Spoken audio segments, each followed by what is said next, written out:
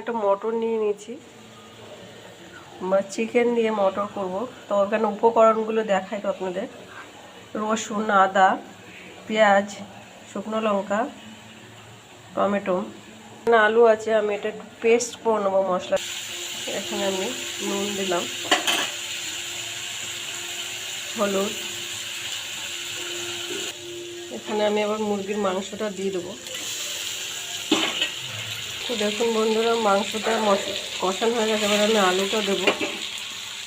এবার আমি এখানে মটরটা দেবো, সিদ্ধ করা মটর। এখানে আমি একটু জল দেবো।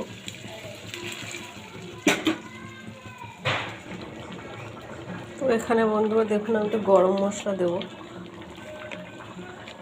তো দেখুন বন্ধুরা, মটর দিয়ে চিকেন আমার রেডি।